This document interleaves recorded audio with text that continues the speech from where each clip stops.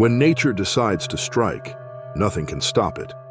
From a sheriff torn apart by a raging grizzly to a canoe crushed by a Kodiak, these encounters prove how small humans are in the wild.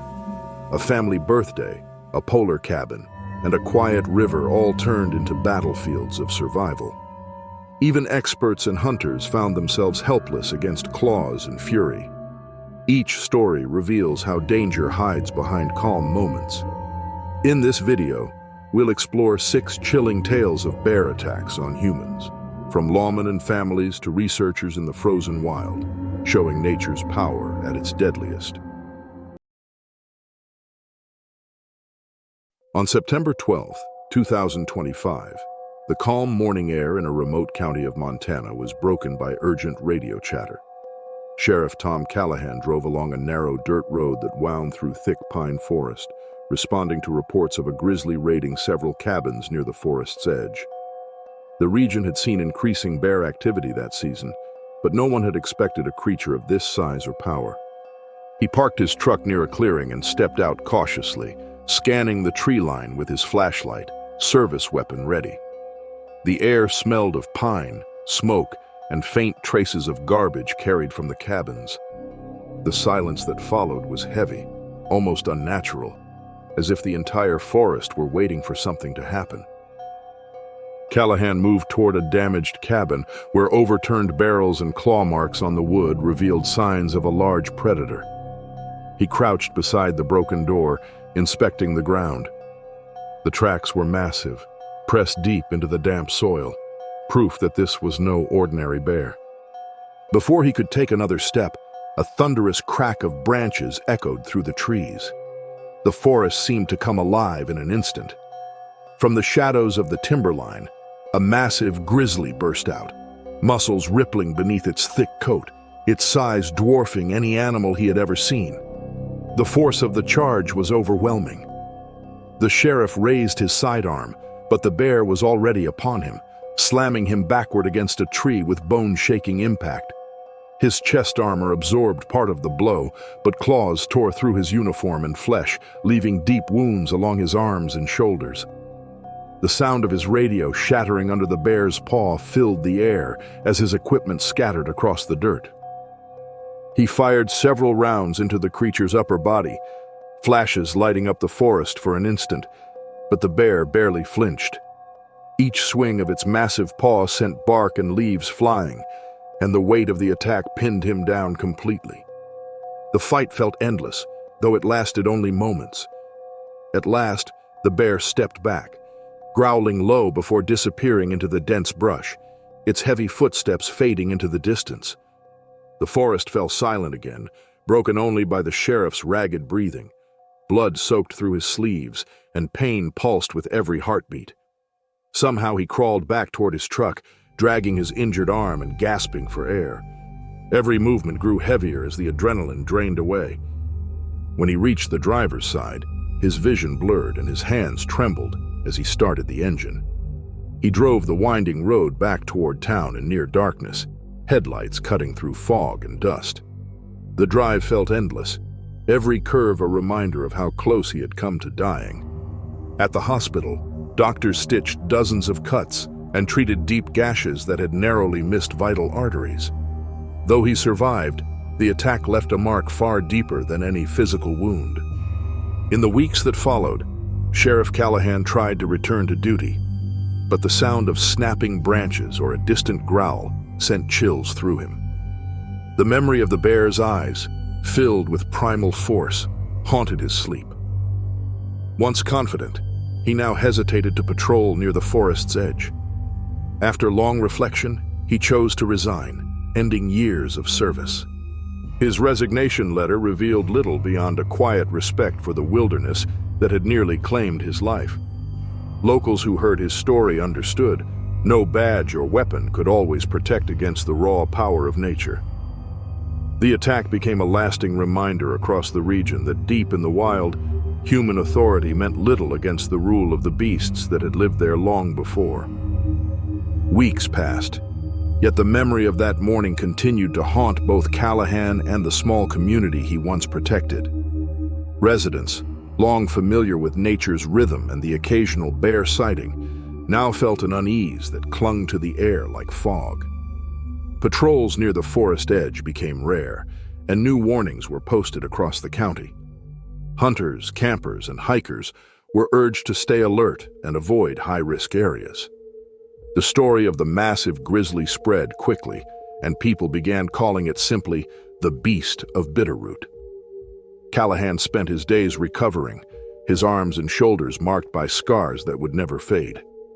The physical pain lessened over time, but the psychological weight remained. Nights were restless, filled with the sound of roaring and breaking wood. Friends visited and encouraged him to move on, yet the forest seemed to call him back in uneasy ways. Often he sat by the window, staring toward the dark line of trees where sunlight disappeared into shadow, knowing the bear still roamed somewhere beyond sight. Authorities organized several patrols to track the animal responsible. Wildlife officers found claw marks, overturned logs, and food remnants deep within the wilderness. Each clue led them farther from civilization, into terrain untouched for years. Despite tranquilizer teams and search efforts, the bear was never captured. Tracks eventually vanished beneath early snow, leaving no trace. Locals took it as a sign that the creature had retreated deeper into the mountains. Yet even without another encounter, fear lingered. By early winter, snow blanketed the region, silencing the trails and cabins that had once been filled with life. Callahan sought peace in small routines, helping neighbors, repairing tools, spending quiet days with family. But the sense of vulnerability stayed with him. He now understood how fragile human life could be when nature turned against it. For years, he had believed that law and order extended even into the wild, that preparation and strength were enough. That belief was gone, replaced by humility and respect for the untamed world beyond the road. When spring came, a new team of officers resumed wildlife patrols. They discovered broken trees near the same clearing where the attack had occurred, along with fresh prints in the mud, evidence that the bear had returned. The finding reignited old fears, and authorities reissued warnings. The area was officially declared restricted, a place no longer open to people. Tom Callahan never went back. He had seen what others only imagined: how quickly control can dissolve, how easily the wilderness reclaims its rule. The scars across his arms and chest remained constant reminders of that moment when the line between human strength and nature's fury disappeared. In time, the county adapted. Hunters carried caution instead of pride, and the sheriff who once walked those woods became a quiet symbol of survival. The bear was never caught, its legend growing with every retelling. To some, it was a monster. To others, a force of nature, a reminder that the wild cannot truly be tamed. The forest eventually grew quiet again, but the memory endured, a lesson written not in reports or warnings, but in scars and silence.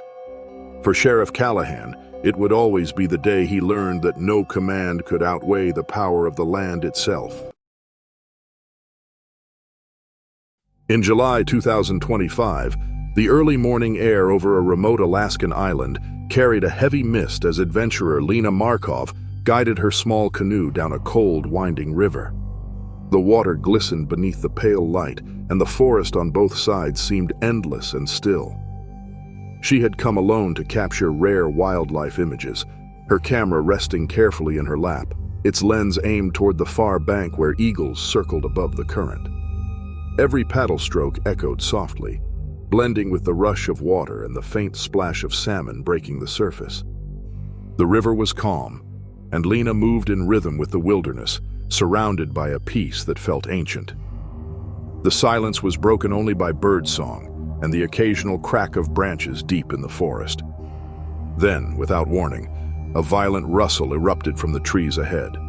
A massive Kodiak bear burst through the thicket, its golden-brown fur shining in the dim light, eyes fixed on the river below. The predator had been chasing a salmon, but its momentum carried it straight toward the bank where Lena's canoe drifted. Before she could react, the enormous animal plunged into the shallows. Water exploded upward as its paws tore through the surface, sending waves crashing into the canoe. Lena's paddle slipped from her hands as the boat rocked violently. The bear slammed full force into the side, flipping the small craft and hurling her into the icy current. She struck the riverbed hard, scraping her shoulder against sharp rocks as freezing water closed over her. Her camera and supplies vanished beneath the surface in seconds. She gasped for air as she surfaced, but the bear was already upon her. One massive paw raked across the canoe's edge, striking her leg. Pain shot through her body as she clung desperately to a floating piece of driftwood. The water churned with foam and debris as the predator pawed at the overturned canoe, snapping its jaws and testing her reaction. Its breath came in heavy bursts, and its eyes followed every movement she made. Trapped in the freezing current, Lena could barely feel her fingers. The cold bit through her soaked clothes, and the pull of the river dragged her closer to the bank. She held her breath as the bear lowered its head, sniffing the air, claws scraping the wood near her arm. For endless moments, it seemed to study her, not attacking in rage, but observing with grim intelligence. Every second stretched unbearably long as she stayed motionless, praying the creature would lose interest. Then, just as suddenly, the chaos stopped. The bear's attention shifted when a salmon leapt nearby, splashing through the current. With a powerful motion, it turned toward the sound, lunging and seizing the fish in its jaws. Water streamed from its coat as it trudged back toward the trees, the captured salmon thrashing weakly in its grip. Lena remained still, half submerged, watching as the enormous predator disappeared into the forest. The sound of its steps faded until only the river's flow remained. Her body trembled uncontrollably from cold and shock, every muscle stiff and aching. Her canoe was shattered, her gear lost, and her legs throbbed with pain. But she was alive. She dragged herself toward the shore, crawling across slick stones and debris. The mist thickened, swallowing the morning light in dull gray. Blood mixed with river water as she collapsed beside a fallen log, breathing in ragged bursts. The calm she'd felt earlier had vanished, replaced by the raw realization of how fragile life became when nature turned violent. In those few minutes of terror, the wilderness had shown her its true power, swift, intelligent, and merciless. Lena lay beside the river for several minutes, her breath shallow as the cold seeped deeper into her body. The silence that followed felt surreal, broken only by the flowing current and the distant cry of gulls circling overhead. Slowly, she forced herself upright, her arms trembling from exhaustion. Her soaked clothes clung tightly to her skin, and her shoulder burned where rocks had torn it open. The numbness in her legs made every movement agonizing, yet instinct drove her forward. The wreckage of the canoe drifted nearby, half submerged and splintered. Her camera and supplies were gone, carried away by the relentless current. The river that had seemed peaceful that morning now felt vast and hostile. Lena scanned the tree line, her pulse racing, afraid the Kodiak might return. The memory of its roar and the crushing weight of its presence echoed in her mind. She spotted deep claw marks gouged into the riverbank, scars in the frozen soil that proved what had happened.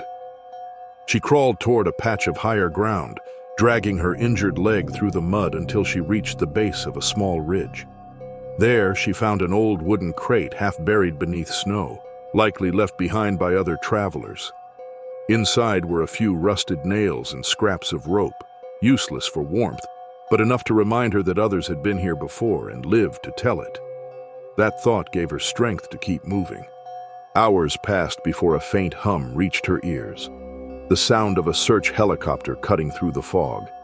Summoning her last reserves of strength, she waved her torn jacket in the air, her arm barely lifting. The aircraft circled once before descending near the riverbank. Rescuers rushed toward her, wrapping her in heavy blankets and lifting her into the cabin. As the helicopter rose above the valley, Lena looked down one last time at the river, where her peaceful journey had turned into a battle for survival. In the days that followed, she recovered slowly from her injuries, though her bruises and scars lingered as reminders. The wild had tested her completely, revealing how quickly beauty could turn into terror. It was a lesson she would never forget, how in the frozen silence of Alaska, survival depends not on courage alone, but on respect, awareness, and the fragile line between calm and chaos. On June 12, 2023, a warm summer afternoon settled over a quiet Montana neighborhood where the Johnson family gathered to celebrate young Mia's 7th birthday. The backyard shimmered with balloons, ribbons, and a long picnic table covered with food and drinks. Laughter filled the air as children ran across the grass, their voices echoing through the trees. The scent of grilled meat and frosting drifted on the breeze, carrying farther than anyone expected. Beyond the fence, deep in the tree line, something else caught the scent. A large black bear, hungry and curious, moving silently closer. The animal paused at the forest's edge, its nose twitching as it studied the scene. The smells and sounds drew it nearer, and moments later it stepped into the open, a dark, hulking figure against the green lawn. For several seconds, no one noticed. The children played near the swing set while the adults chatted by the grill. Then someone gasped, pointing toward the woods. The bear lumbered forward, eyes locked on the picnic table piled with food. The sight froze everyone in place. Mark Johnson, Mia's father, reacted before anyone else could move. He rushed forward, waving his arms and stomping to scare the animal away. The sudden motion startled it, and it rose on its hind legs, towering above him. The next moment came in a blur. The bear lunged, slashing across Mark's arm and leg. The force threw him backward onto the grass, pain exploding through his body as blood soaked his shirt. Chaos swept through the yard. Children screamed, dropping their toys and running toward the house. Mia stumbled, but was quickly lifted by her aunt, who carried her inside. The bear stood near the table, claws glinting in the sunlight, before turning toward the commotion. Neighbors, hearing the noise, rushed from nearby homes, banging metal lids and shouting to draw it away. The confusion worked. The bear turned sharply, pacing by the fence before retreating into the woods, vanishing as quickly as it had appeared. Mark lay near the grill, struggling to move. His wife knelt beside him, pressing her hands against the bleeding wounds. Every sound around him seemed distant. The cries of children, the shouts of neighbors, the pounding of his own heartbeat. Within minutes, sirens echoed down the road. Paramedics burst through the gate, wrapping his arm and leg tightly before lifting him onto a stretcher. His face was pale but calm, eyes searching for his family amid the crowd. The backyard, once full of laughter, now felt eerily still. Balloons drifted across the grass, and the half-cut cake sat untouched. The children huddled inside, too shaken to speak. The smell of food lingered, mixing with the faint metallic scent of blood. As the ambulance pulled away, its lights fading down the street, the weight of what had happened settled over everyone. The celebration that had begun in joy ended in fear. That night, wildlife officers arrived to track the bear's path, leaving warnings for the entire neighborhood. The Johnsons learned that day how quickly peace could turn into panic in places where human and wild worlds meet. Their backyard, once a space of safety and laughter, became a reminder that nature's strength can appear without warning and change everything in an instant. Night fell slowly over the quiet neighborhood.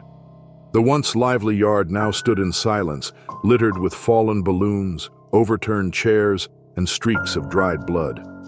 The hum of insects replaced the sound of music. The family's celebration had become a night of disbelief. Inside the house, relatives gathered around Mia and her friends, wrapping them in blankets and trying to keep them calm. The smell of barbecue still lingered faintly, mixed with the sharp scent of disinfectant. Every small noise outside made them flinch, expecting the dark shape of the bear to return. Hours passed before news arrived that Mark had survived surgery. The bear's claws had torn deep into his muscles, and the wound near his leg had caused heavy bleeding, but doctors managed to stabilize him. Relief spread through the house, though fear lingered like a shadow that refused to fade. Olivia, his wife, sat by the window, staring toward the forest where moonlight glowed faintly through the trees. She could not stop replaying the moment. The sight of the enormous animal, the sound of its growl, the helplessness that froze her heart. By morning, wildlife officers arrived to investigate. They examined claw marks on the fence, tracks near the table, and scraps of food scattered across the grass. The officials explained that the bear was likely young and hungry, drawn by the smell of grilled meat and sweets. Warm summer evenings often caused such animals to wander close to homes, searching for easy meals. They advised residents to secure garbage bins, remove bird feeders, and never leave leftovers outside overnight. For the Johnsons, recovery went far beyond physical wounds. Mia refused to step into the backyard for weeks, waking at night crying that the bear might return.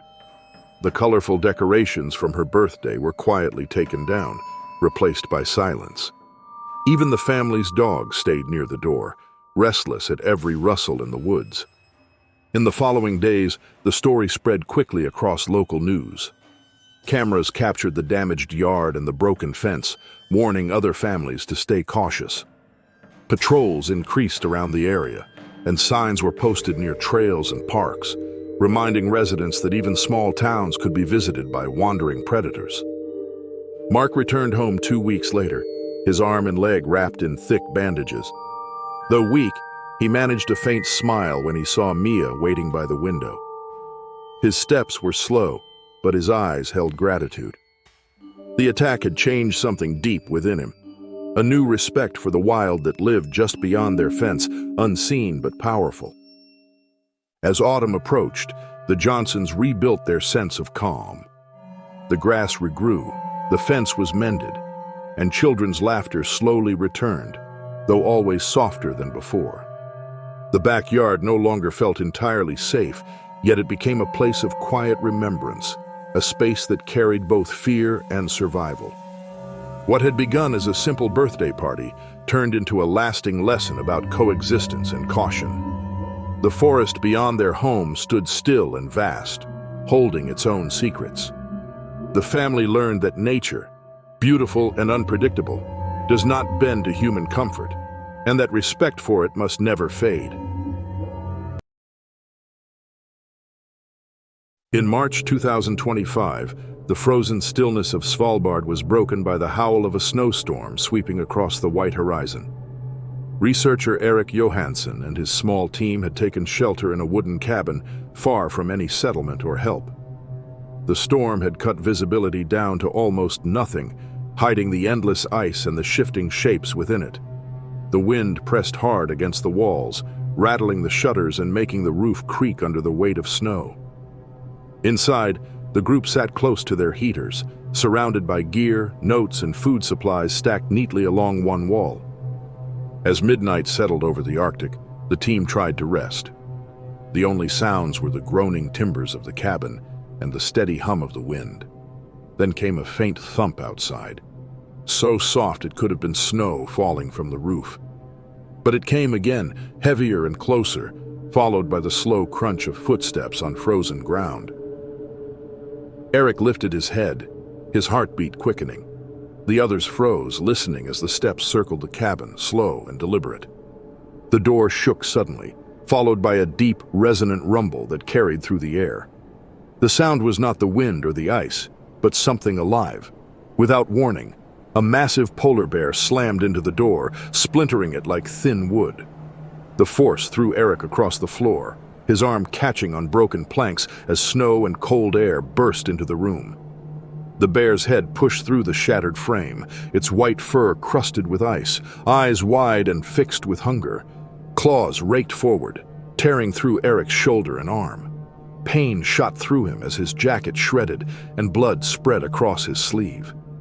A table overturned, scattering food and equipment across the floor. One of his colleagues reached for the flare gun, but the bear swung again, smashing the edge of the doorway and sending shards of wood flying. For a moment, the predator's paw broke through a window panel, pinning one researcher against the wall. She struggled beneath falling glass and splintered wood. The team shouted, their voices lost in the storm's roar, as Eric crawled toward the corner, clutching his wounded arm. His hand found a flare, and with shaking fingers, he struck it.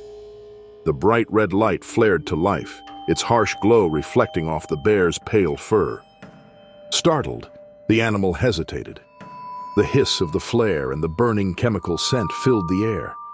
It roared once more, swiping wildly, before turning back toward the night. Snow swirled in through the open doorway as it vanished into the blizzard, leaving the cabin wrecked and the researchers trembling. The silence that followed felt heavier than the storm itself. The wind howled outside again, quickly covering the tracks. Eric sat against the wall, breathing hard, his arm throbbing and his face drained of color. Around him, the cabin was in ruins, supplies scattered, the door hanging by one hinge, and the faint scent of blood mixing with cold air. The storm continued to rage, and the team realized they were trapped, isolated and wounded in one of the most unforgiving places on Earth. Snow kept falling through the broken doorway as the blizzard roared over the cabin. The wind pushed icy air inside, making the small shelter even colder.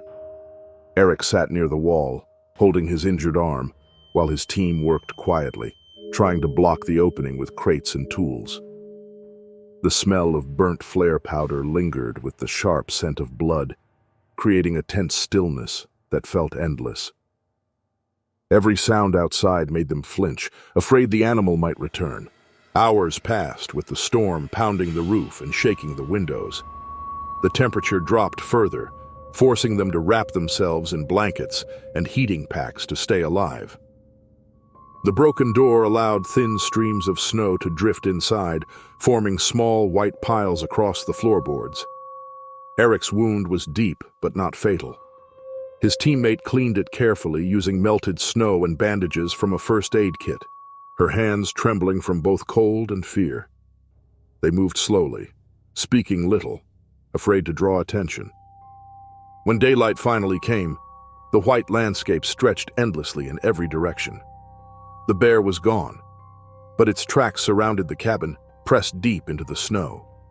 Pieces of broken wood, torn fabric, and scattered food were frozen into the drifts. The flare gun lay empty near the door, its spent shell half buried beneath ice. The group took turns watching outside while Eric fought to stay conscious, pain burning through his arm.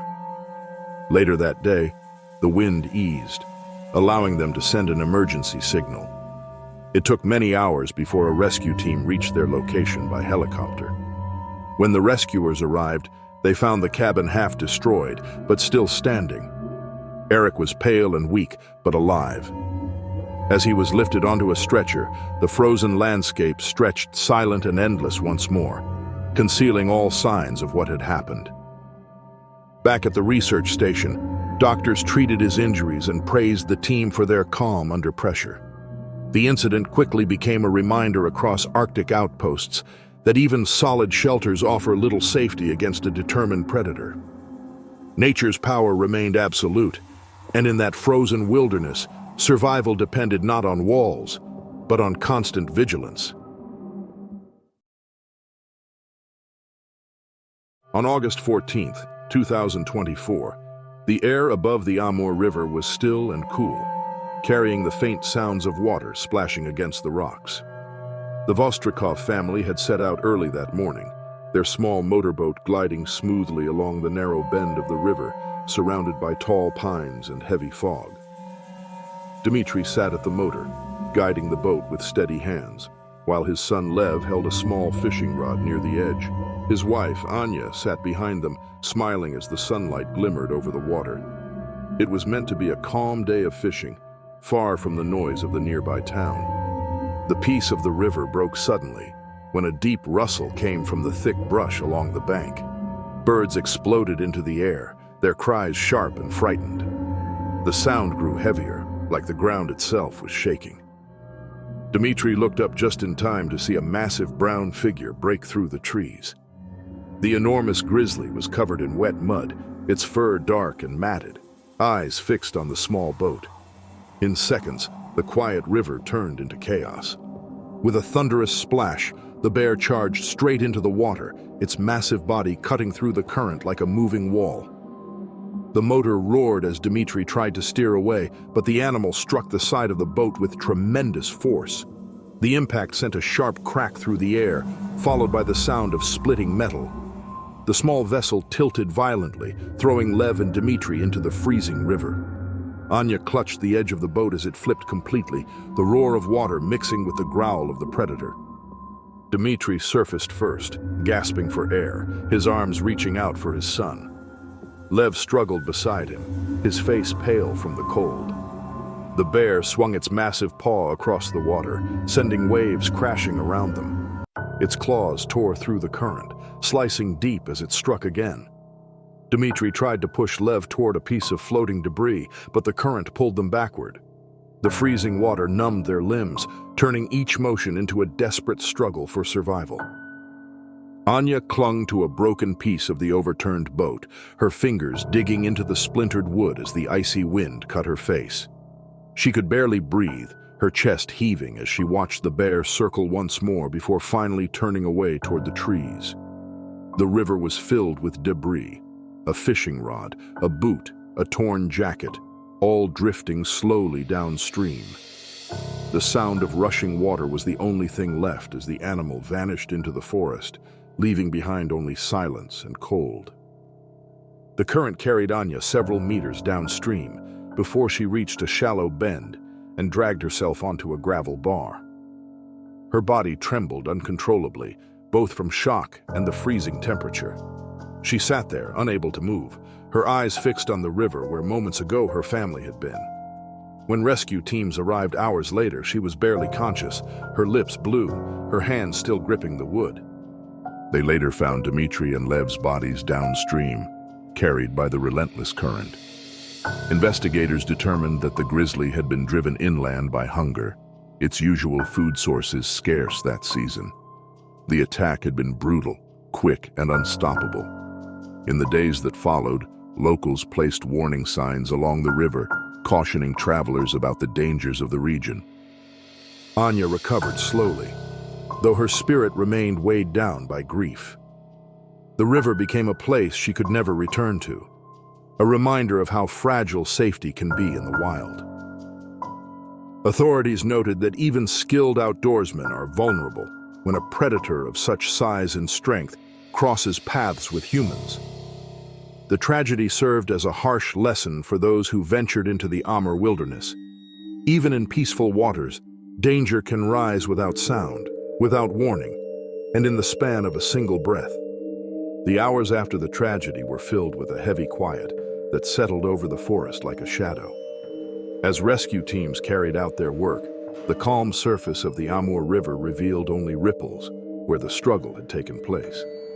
The broken remains of the motorboat lay half-buried along the riverbank, the metal dented, the seats torn away, and fishing gear scattered among the reeds. The silence was pierced only by the low hum of search helicopters circling above and the soft rustle of wind through the tall grass. Anya sat wrapped in a blanket near the rescue tent, her face pale and distant, her body trembling beneath layers of warmth. Her survival was called nothing short of a miracle, but her eyes held a hollow stare that spoke of deep pain. Paramedics treated her for mild frostbite and shock, yet the emotional wound ran far deeper.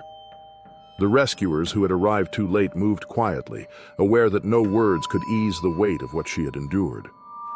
Local officials examined the area the next day, studying the bear's tracks that led from the broken trees to the water. Each step was massive and deep in the mud, showing how close the predator had come to the family's path. Experts determined that the animal had likely been searching for food for days, drawn by the scent of fish caught earlier. Its desperation had turned into aggression, and the isolated river offered no escape. News of the incident spread across nearby villages, stirring both fear and sorrow.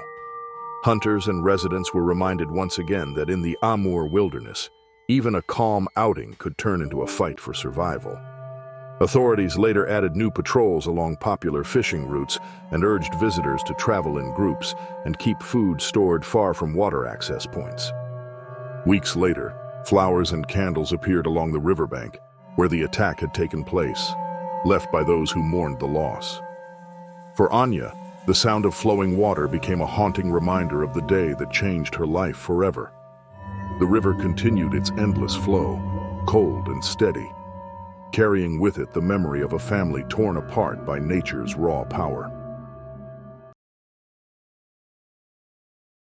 On March 3rd, 2024, the warm air of the Bolivian Andes hung thick with the smell of damp earth and river spray as wildlife researcher Lucia Fernandez made her way along the rocky edge of a remote mountain stream.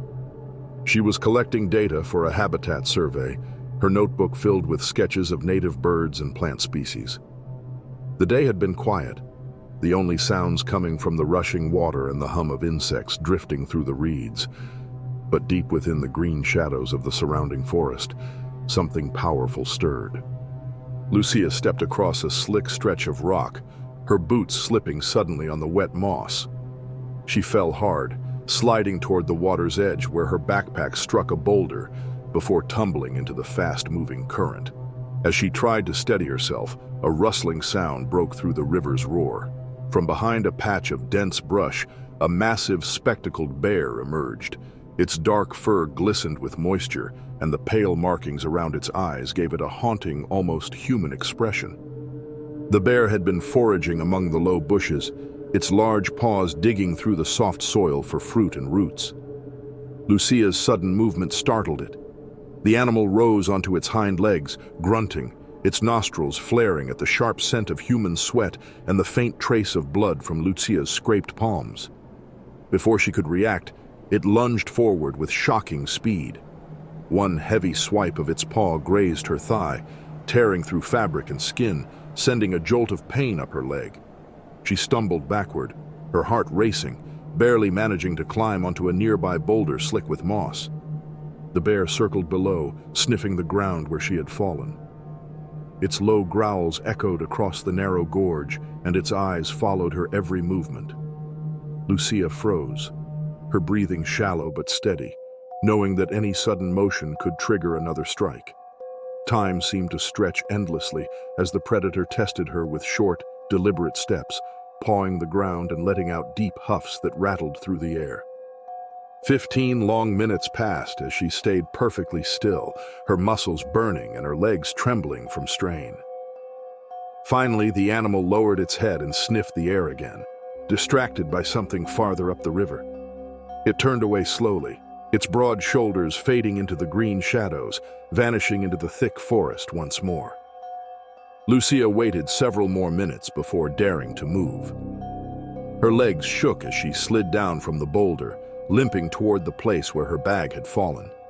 The river had already swallowed it, the current carrying it downstream into the mist. Blood seeped down her leg, staining her trousers, but she forced herself to keep moving. Every sound from the trees made her flinch, afraid the bear might return. By the time she reached her camp farther downstream, her hands were trembling from pain and shock. She cleaned her wounds with the supplies she had, her breathing uneven as she pressed the bandage tightly against her thigh. The silence that followed felt heavier than before. A silence filled with the knowledge that her life had hung by a thread. She reached for her radio and called for assistance, her voice barely steady as she reported the attack. The air around her was damp and cold, and the faint hum of the river echoed through the gorge like a warning. Her arms were scraped and swollen, her thigh marked by deep cuts that bled through torn fabric. Still trembling, she wrapped another layer of cloth around the wound and tried to steady the pounding in her chest. The forest around her was eerily still now, but every creak of a branch or whisper of leaves made her glance toward the trees. Her radio call had gone through, but she knew rescue would take time. The camp was many miles from any accessible road, and the narrow valley made travel slow and dangerous. Minutes dragged into hours as exhaustion took hold, yet she fought to stay awake. Every breath carried the metallic tang of blood, a scent that could draw predators from the forest. The fading daylight cast long shadows across the water, and the cold began to creep deeper into her bones. When the rescue team finally reached her, they found Lucia leaning against a tree near the riverbank, her body shaking from cold and fear. Her face was pale, her eyes unfocused, but she was alive. The rescuers lifted her onto a stretcher and began the careful trek back toward safety, moving cautiously through the uneven terrain. They marked the trail with flares in case the bear still lingered nearby. Snow began to fall lightly, mingling with the mist from the river, and the distant sound of a helicopter grew stronger as help approached. At the regional hospital, Lucia's wounds were cleaned and stitched. Doctors said she was fortunate to have survived with only leg injuries and bruises, given the size and power of the animal that attacked her. The following days passed slowly as she recovered. Each time she closed her eyes, she saw the bear's dark silhouette through the fog, a memory so vivid it made her body tense even in safety. Officials later confirmed that food traces left by previous expeditions had likely drawn the bear close to the river, increasing its aggression. Wildlife specialists noted that spectacled bears, though typically shy, could become unpredictable when startled or when food is scarce. The encounter served as a reminder of how fragile the balance between human presence and wilderness can be. Weeks later, when Lucia returned home, she spoke of the lesson the experience had taught her, a lesson found in silence and stillness. In the wild, she realized, survival depends not on strength or speed, but on calmness, patience, and timing. The forest that had nearly claimed her life was the same one she had devoted her career to studying. It remained both beautiful and merciless, untouched by human fear. The Andes continued to rise beyond her window, their peaks hidden beneath clouds, their rivers winding through valleys that few dared to cross. Lucia's ordeal became a quiet story among researchers and guides, a warning told not with fear, but with respect. It was a reminder that nature's beauty often hides dangers as old as time itself, and that in the heart of the wilderness, every step demands humility.